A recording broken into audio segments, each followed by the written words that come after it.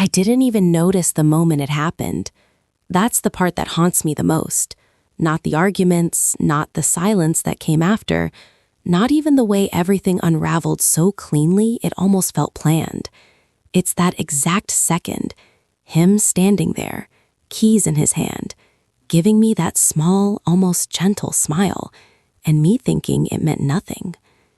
It was a Thursday, late afternoon, maybe around 5, the kind of day that feels heavier than it should, like the air itself is tired.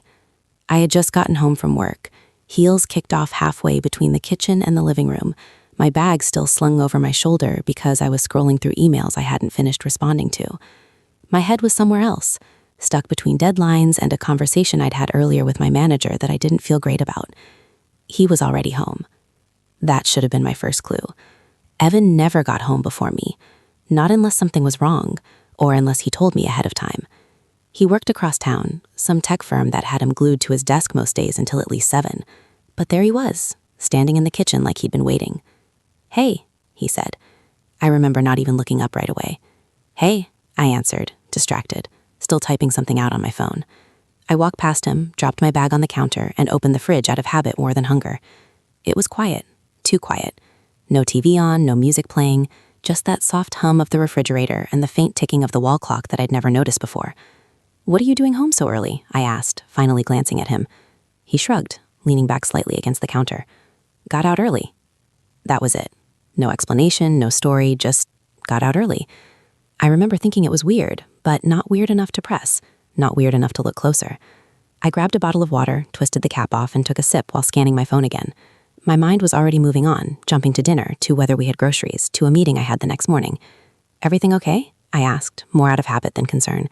He looked at me for a second longer than usual. There was something in his eyes I couldn't quite place. Not anger, not sadness exactly. Something softer.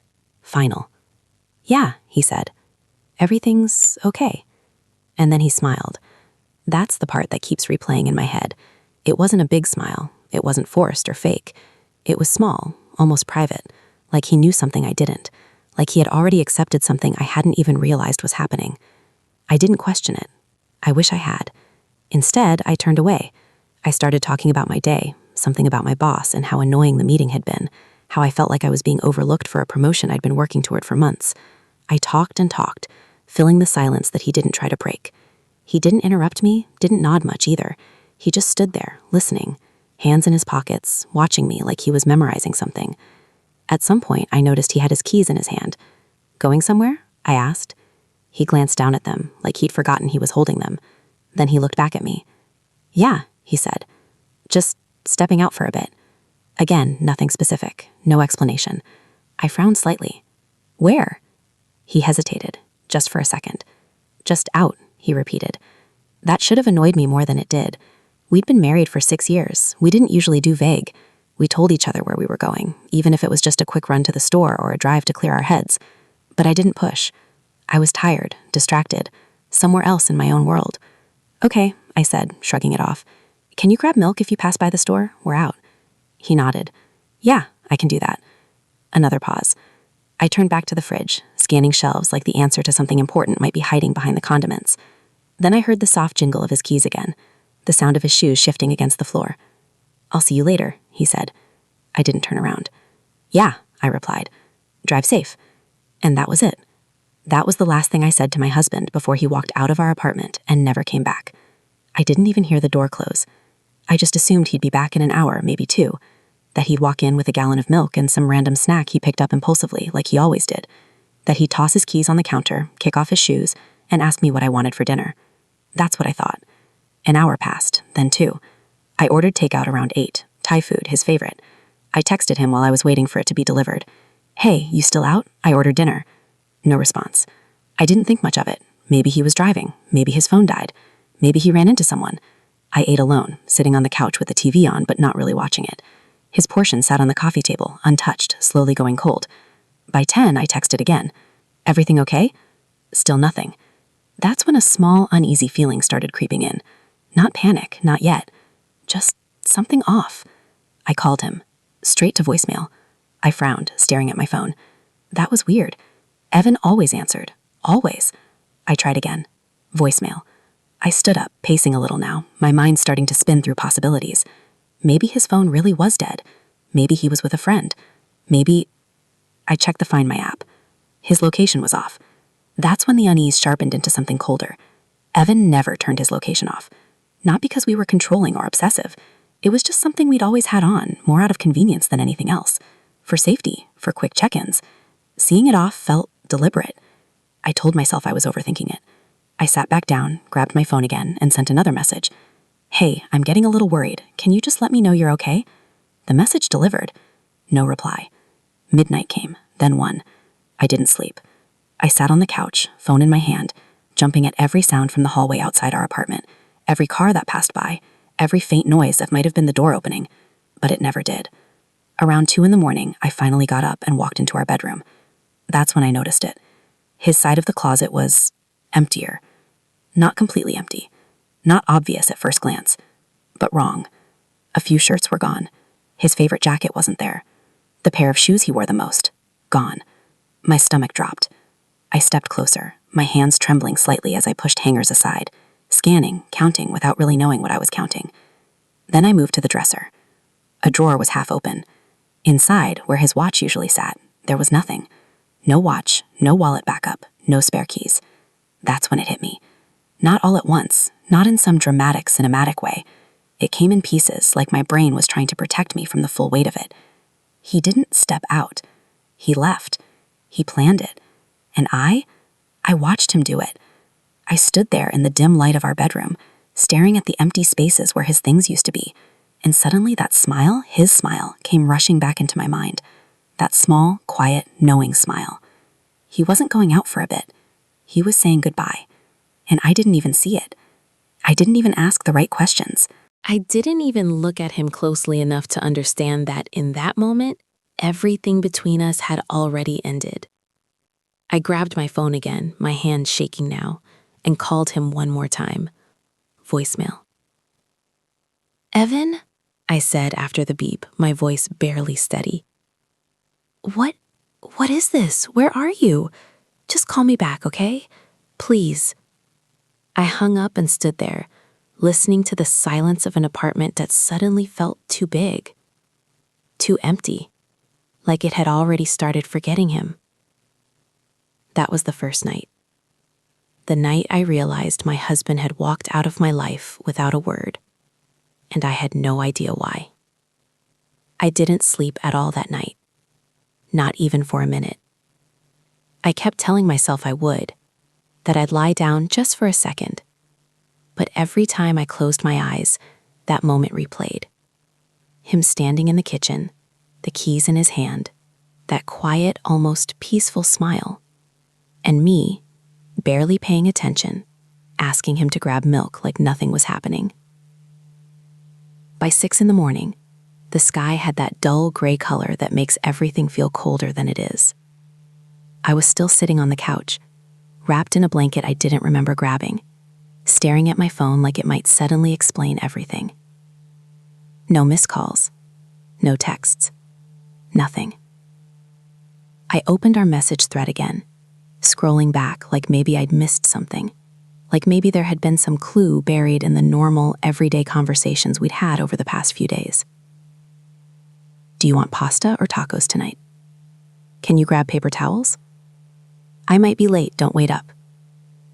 It all looked so normal, painfully normal. There was no dramatic shift, no obvious tension, no warning sign that screamed, "This is the last version of your life before everything breaks." I kept going back further. A week, 2 weeks, a month.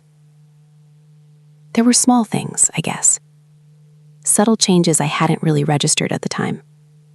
Him being quieter, more distant, saying "I'm just tired" more often, spending longer in the shower, going out for drives alone. But none of it felt big enough to equal this, to equal disappearing. Around 7, I finally stood up, my body aching from sitting in the same position all night. I walked into the bathroom, splashed cold water on my face, and stared at myself in the mirror. I looked off, pale, hollow, like someone who hadn't fully processed what was happening yet. Because I hadn't.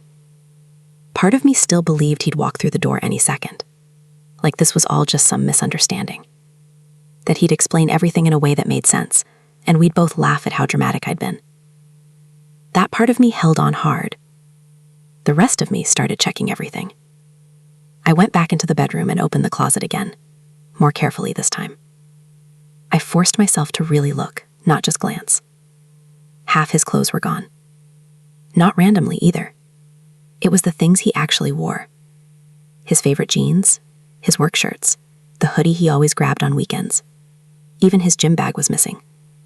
This wasn't impulsive. This was organized. My chest tightened as I moved to the dresser again. I opened every drawer, slower now, methodical. Like if I took my time, I might find something that didn't fit the story forming in my head. But everything pointed in the same direction. Gone. Then I noticed something else. The envelope. It was sitting on top of the dresser, pushed slightly toward my side, like he wanted to make sure I'd see it, but not immediately. My name was written on it. Just my name. No love, no nickname, nothing else. Just plain. My hand started shaking again as I picked it up. It felt heavier than it should have, like it was holding something more than just paper. For a second, I didn't open it. I just stood there, staring at my name and his handwriting, trying to brace myself for whatever was inside. Then I tore it open. There was only one sheet of paper. I unfolded it slowly, my heart pounding so hard it felt like it was in my throat. It wasn't long. That was the first thing I noticed. It wasn't some long explanation. No paragraphs, no deep emotional confession. Just a few lines. I'm sorry. I can't do this anymore. You didn't do anything wrong, but I'm not happy. I haven't been for a while. I think it's better if I leave now before things get worse. Take care of yourself. That was it. No, I love you. No real explanation. No details. Just gone. I read it once, then again, and again. Like maybe the words would rearrange themselves into something that made more sense if I stared long enough. You didn't do anything wrong. That line kept echoing in my head. If I didn't do anything wrong, then why did this feel like I was being punished? Why did it feel like something had been ripped out of my life without warning? I'm not happy. Since when? How long had he been feeling that way while standing next to me? Sleeping next to me? Eating dinner with me like everything was fine? I can't do this anymore. Do what? Be married to me? Be in this life we built together?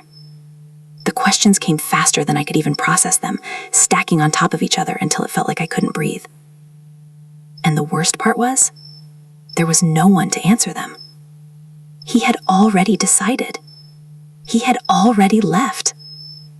I sank down onto the edge of the bed, the letter still in my hand, staring at nothing. My brain kept trying to rewind everything, looking for the moment I missed, the conversation I should have had, the sign I should have noticed.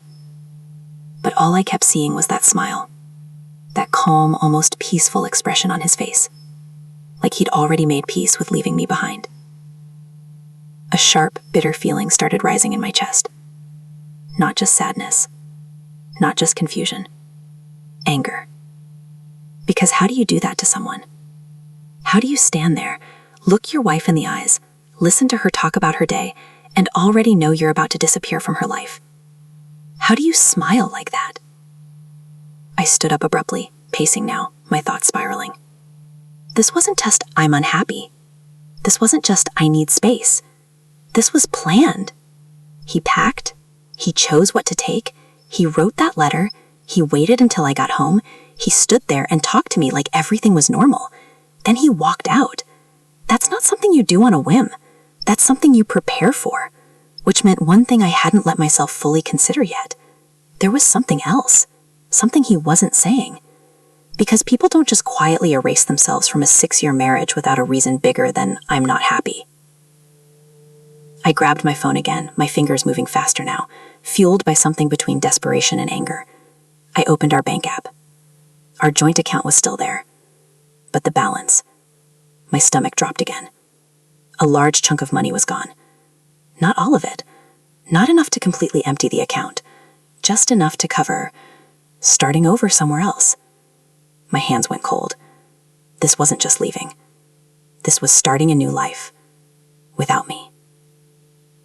I swallowed hard, trying to keep myself grounded, trying not to jump to conclusions I didn't have proof for. But the evidence was stacking up whether I wanted it to or not.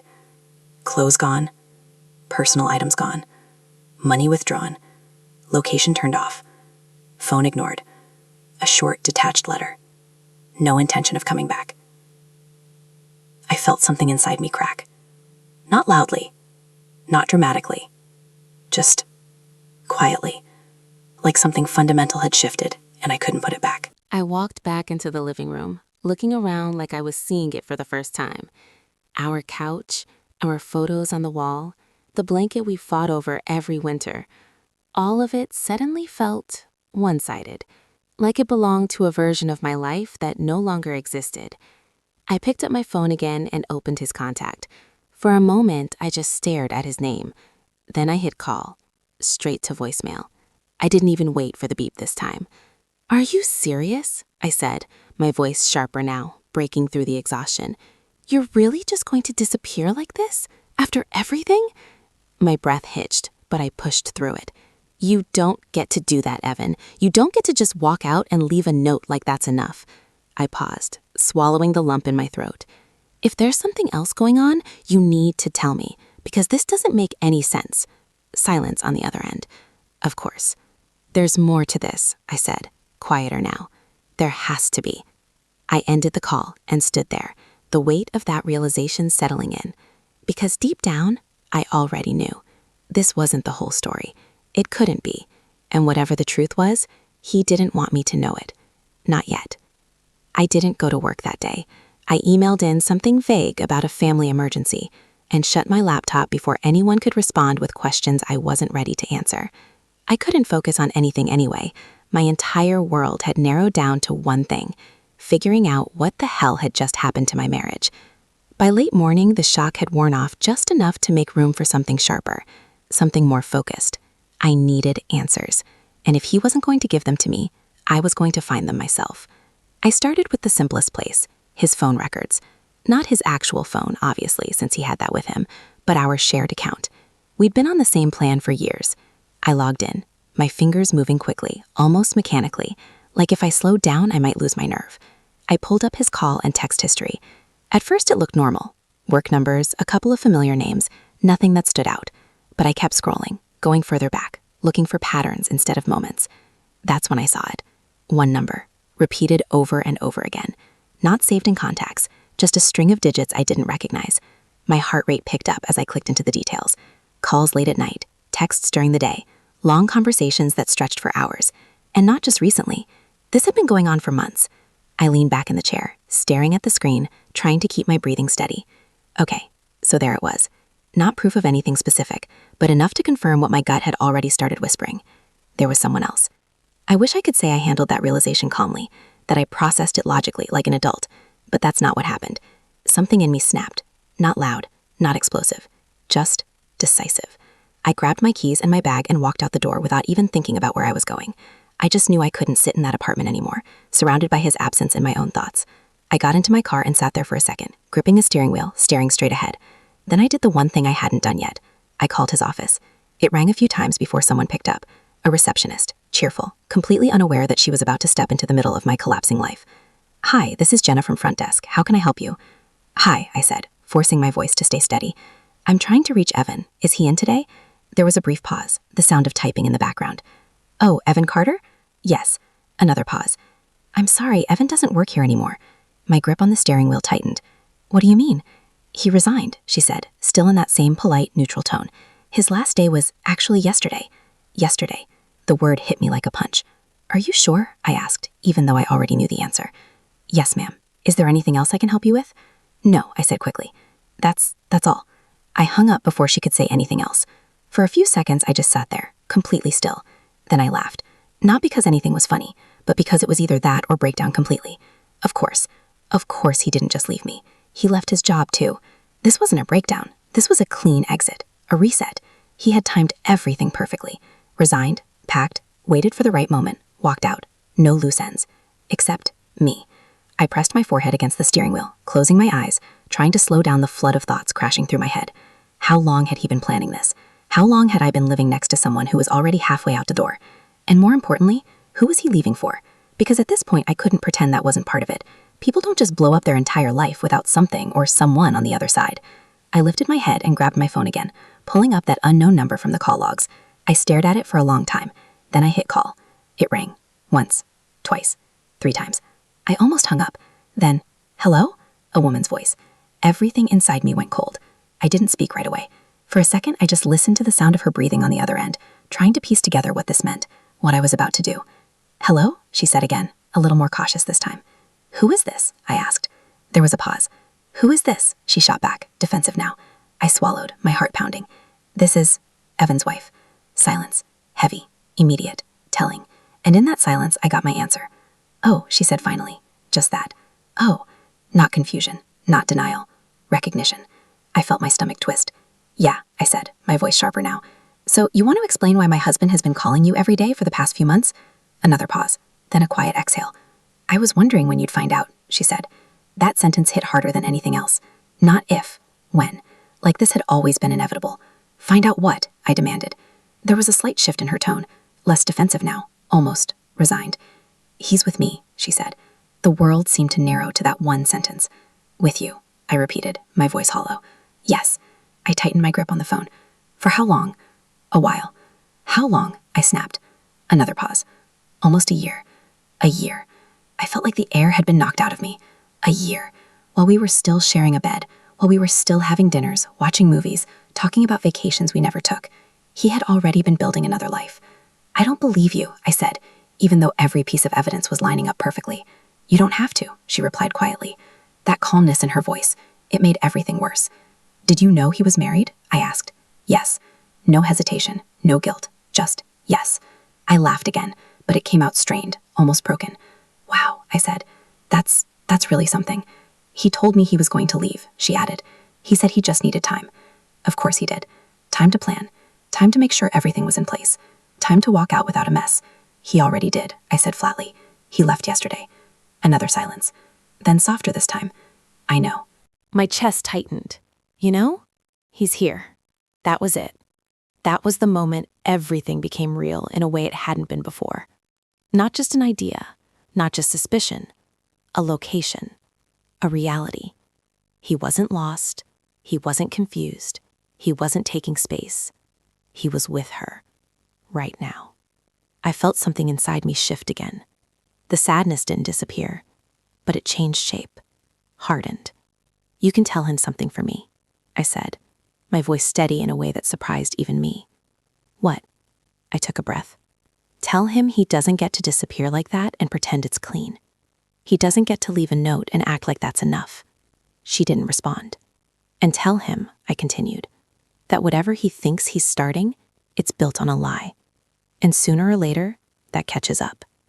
That might have been the closest thing to anger I'd allowed myself to fully express. I didn't wait for her to reply. I hung up. Then I just sat there in my car, staring out at nothing, my phone still in my hand. For a long time, I didn't move, because now I knew. He didn't just leave me. He replaced me. And the worst part? He had already moved on, before I even realized I was losing him. I didn't drive home right away after that call. I couldn't. The idea of going back into that apartment, with his half-empty closet and that stupid note sitting on the dresser, felt unbearable.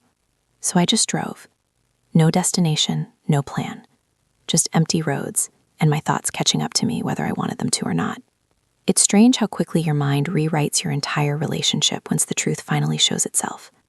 Things that used to feel normal suddenly take on a different weight. Every late night at work, every "I'm just tired," every time he turned his phone face down on the table. It all meant something now. I pulled into a random parking lot somewhere downtown and turned off the engine. The silence hit hard. My hands were still on the steering wheel, but I wasn't really there. I was replaying everything. Our first date, moving into our first apartment, the way he used to reach for my hand without thinking. I kept asking myself the same question over and over. When did I stop being enough? And the more I sat with it, the more I realized something that made my chest tighten in a completely different way. I never got the chance to fight for us. That's what he took from me. If he had told me he was unhappy, really told me, not just brushed it off with "I'm fine," I would have done something. I would have tried. We could have gone to therapy, taken time apart, actually talked like two people who built a life together. But he didn't want that. He didn't want messy. He didn't want emotional. He wanted easy. He wanted a clean break and a soft landing somewhere else. And apparently, he found it. I sat there for almost an hour before I finally picked up my phone again. I stared at his contact, my thumb hovering over it. I knew calling him wouldn't change anything, but I needed to hear his voice, not hers. His. So I called. It rang. Once. Twice. Then, "Hey." Just that. Like nothing had happened. Like he hadn't walked out of our life less than 24 hours ago. Something inside me snapped into place. "Hey?" I repeated, my voice low. "That's what you're going with?" There was a pause. "I figured you might call." Of course he did. "Yeah," I said. Funny how that works when you disappear and leave a note like you're canceling a dentist appointment. Another pause, longer this time. I didn't want it to turn into a fight. I let out a short, disbelieving laugh. "You didn't want to fight? Evan, you had an entire relationship behind my back for a year and then walked out without saying a word. You don't get to talk about what you wanted to avoid." He exhaled, like he'd expected this, like he'd already rehearsed his side. "I didn't plan it like that." "Really?" I shot back, because it looked pretty planned from where I'm standing. Job gone, half your stuff gone, money gone, location off. That doesn't just happen overnight. Silence, then quieter. I was trying to make it easier. "For who?" I demanded. Another pause. "For both of us." I shook my head, even though he couldn't see me. "No," I said. "Don't do that. Don't rewrite this like you did me a favor. You didn't make it easier. You made it easier for you."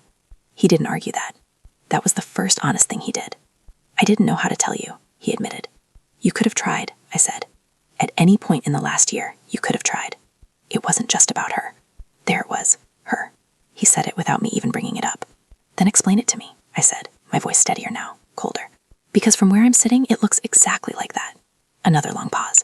"I haven't been happy for a long time," he said, "and I didn't know how to fix it. I didn't think it could be fixed."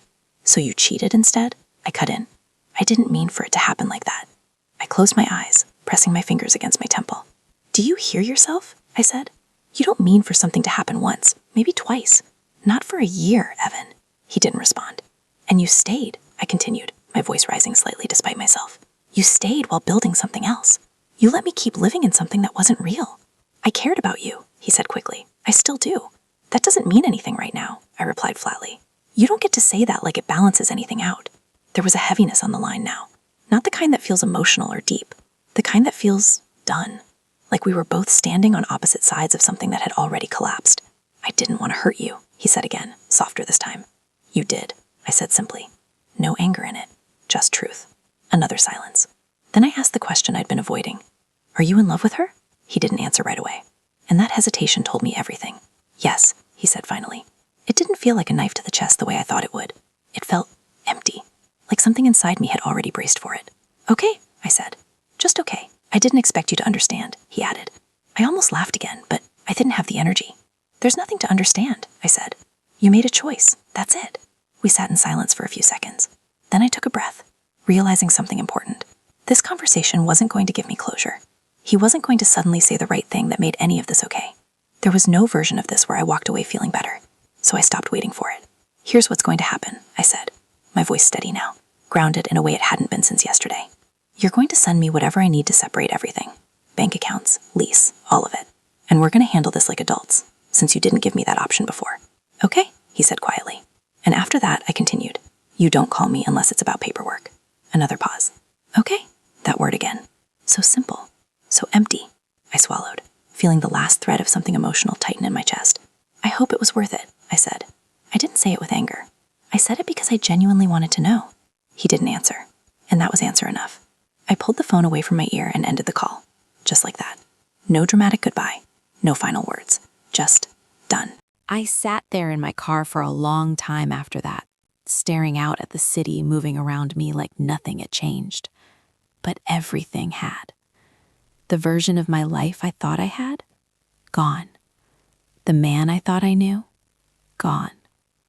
And the strangest part? The moment it all ended wasn't when I found out about her. It wasn't when I read the letter. It wasn't even during that phone call. It was that quiet, almost invisible moment in the kitchen when he smiled at me, holding his keys, already knowing he was walking out for good. And I smiled back, thinking he'd be home in an hour. I didn't realize I was watching him leave forever. And by the time I understood it, he was already gone.